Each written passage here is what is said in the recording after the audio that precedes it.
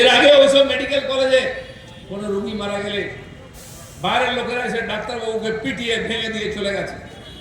তখনও কয়েকদিন ধর্ণা দিয়েছেন, কর্মবিরতি করেছেন এই ডাক্তাররা। আবার মানুষের মুখের দিকে চেয়ে তারা বসে এসে আবার চিকিৎসা করছেন, আবার ডিউটি করছেন।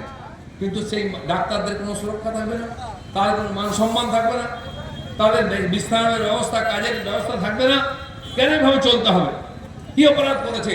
তাহলে মানুষ কি করে পরিষেবা পাবে?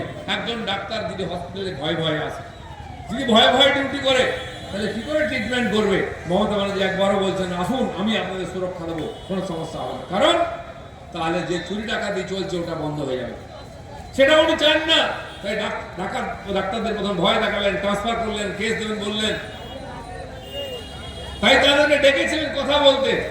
ডাক্তাররা বলছে কি কথাবার্তা হচ্ছে সেটা সবাইকে টিভিতে দেখাতে হবে, সোশ্যাল মিডিয়ায় দেখাতে হবে যে আমরা কি জানতে চাই, আপনি কি চান। নাহলে আপনি ভিতরে একরকম কথা বলবেন, বাইরে একরকম কথা বলবেন যে এই কালকে মিথ্যা কথা বলেছে। সেই মমতা ব্যানার্জি গেছিলেন, তাদের কথাটা পুরো মানেননি। তিনি 2 ঘন্টা ভেতরে বসেছিলেন। সেই মমতা ব্যানার্জি যিনি কলাইকুণ্ডা এয়ারপোর্টে মাননীয় প্রধানমন্ত্রী এসেছিলেন, তাকে দেখা করে উনি ডেকেছিলেন, প্রধানমন্ত্রী বসেছিলেন, উনি দূর থেকে দেখা করে চলে গেলেন, যাননি। এত তেমন।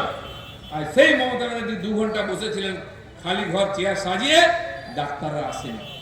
কারণ তাকে বিশ্বাস করেনি ওরা যে উনি ভেতরে একরকম বলবেন, বাইরে একরকম বলবেন।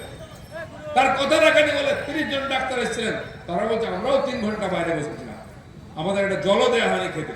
তারা অবস্থান করলেন ওখানে, আমাদের কন্ডিশন মানেননি। মমতা ব্যানার্জি কিছু লুকোবার চেষ্টা করছেন, বা ওরা যে প্রশ্ন করবে তার উত্তর দিতে পারবেন না, অনেক তথ্য বেরিয়ে আসবে ভেতরের কথা, তাই তিনি ভয় পাচ্ছেন।